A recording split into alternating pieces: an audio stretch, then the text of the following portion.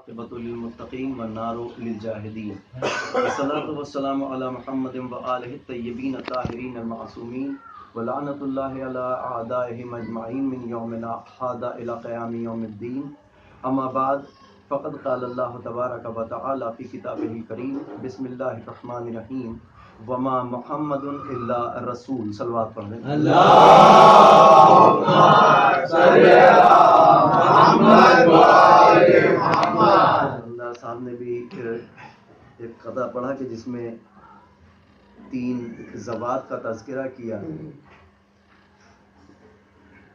پیغمبر اسلام کی ذات وہ ذات تھی کہ جس کے لیے پروپیگنڈے کیے گئے، لوگوں نے اس طرح سے رسول کی ذات کو مجروح کرنے کی کوشش کی، کبھی شاعر کہا، کبھی جادوگر کہا، کبھی مجنون کہا۔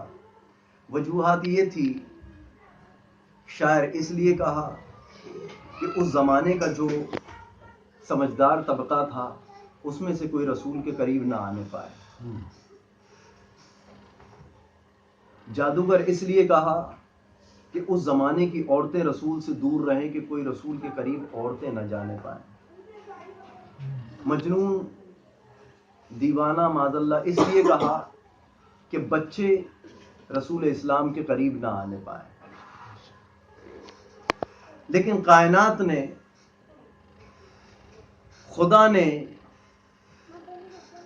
ایسی 3 ذوات کو رسول کے ساتھ کر دیا کہ دنیا یہ سمجھ رہی تھی کہ ہم انہیں شاعر کہیں گے۔ اس زمانے کے شعر و اشعار کا ماحول الگ تھا کہ جس میں شعراء کے نزدیک کوئی نہیں جایا کرتا تھا، سنجیدہ طبقہ دور رہا کرتا تھا۔ لہذا کوشش یہ تھی کہ سنجیدہ طبقہ سامنے نہ آنے پائے، قریب رسول کے نہ آنے پائے۔ خدا نے بھی اہتمام ایسا کیا، انتظام ایسا کیا کہ دنیا کے جتنے سنجیدہ ہوں وہ رسول پر تہمت باندھنے کی وجہ سے بھلے ہی رسول کے قریب نہ آئے۔ خدا نے کہا کہ ایک ایسے سنجیدہ کو رسول کے ساتھ کر دوں گا کہ جس کا نام ابو طالب ہوگا۔ عورتوں کو تم کچھ بھی کہہ کر رسول سے دور کر لو، دنیا کی تمام عورتیں رسول کے قریب نہ آئے، کوئی فرق نہیں پڑتا۔ خدا نے طے کر لیا کہ خدیجۃ الکبریٰ کو قریب کر دوں گا، اور تمام دنیا کے بچے اگر رسول سے دور رہے تو رہ جائیں، لیکن خدا نے طے کیا کہ ایک ایسا بچہ رسول کے ساتھ کر دوں گا کہ جس کا نام علی ابن ابی طالب ہوگا۔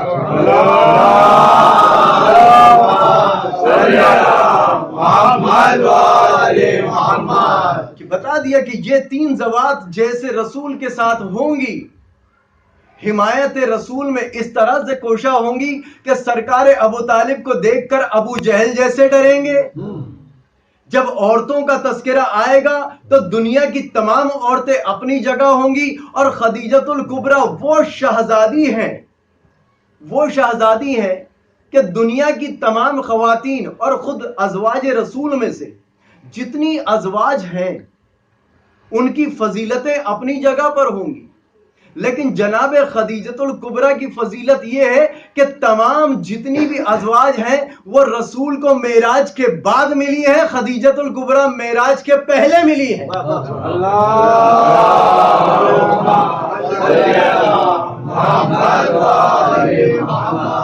اور اس لیے جناب خدیجۃ الکبریٰ کا انتخاب خدا نے کیا کہ قیمتی شے جو ہوتی ہے اسے ہمیشہ ایسی جگہ پر رکھا جاتا ہے کہ جو خود بھی خوبصورت ہو۔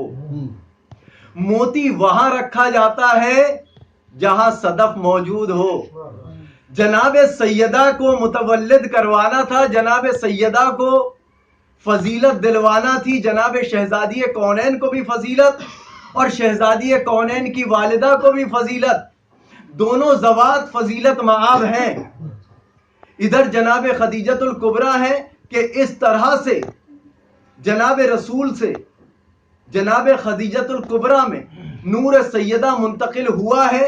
وہ معراج تمام نہیں بیان کر رہی، آپ جانتے ہیں، لیکن وہ ظرف ایسا تھا کہ جہاں پر ایسی شخصیت کی ضرورت تھی کہ جو جناب خدیجۃ الکبریٰ جیسی شخصیت ہو کہ جو بار جناب سیدہ کا اٹھا سکے۔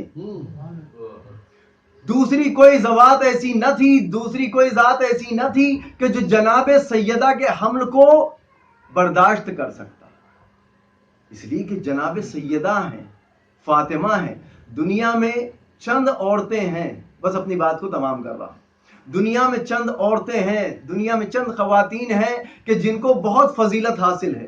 قرآن میں تذکرات موجود ہیں. جناب حوا، جناب سارہ، جناب ہاجرہ، جناب مریم، جناب آسیہ، یہ تمام خواتین ہیں کہ جن کو فضیلت ملی ہوئی ہے.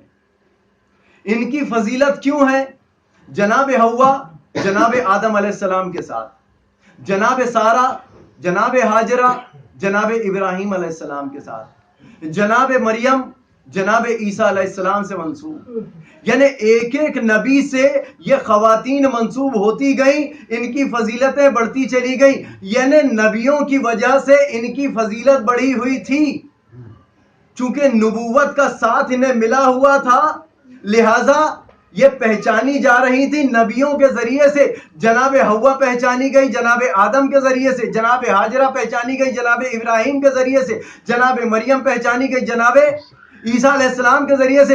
لیکن جناب سیدہ کی وہ منزلت ہے، وہ فضیلت ہے کہ رسول اسلام خود فضیلت مآب ہے، لیکن پہچان کا ذریعہ بن رہی ہے جناب شہزادی کون ہے؟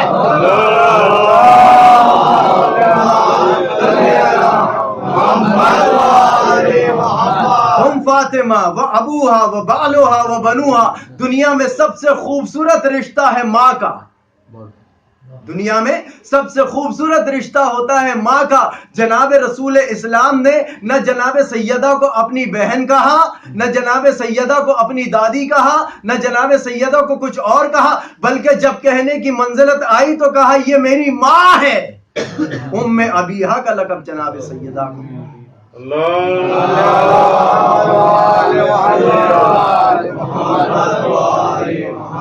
اسی جناب شہزادی کونین کے توسل سے خدا کی بارگاہ میں ہم دعا گو ہیں کہ پالنے والے ہماری اس مختصر سی عبادت کو قبول فرما.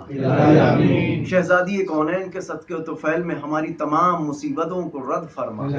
معبود جو بیمار ہیں انہیں شفائے کامل و عاجل عنایت فرما. ہمارے گناہان کبیرہ و صغیرہ کو معاف فرما. ہماری تمام دلی نیک حاجات کو تو پورا فرما. سرکار زمانہ کے ظہور میں تعجیل عنایت فرما. ان کے آوان و انصار میں ہمارا شمار فرما. ایک سورہ فاتحہ کی التماس ہے مرحوم فرمان علی ابن حسین علی اور تہذیب الحسن ابن فرمان علی اور تمام ارواح مومنین و مومنات کو پڑھ کر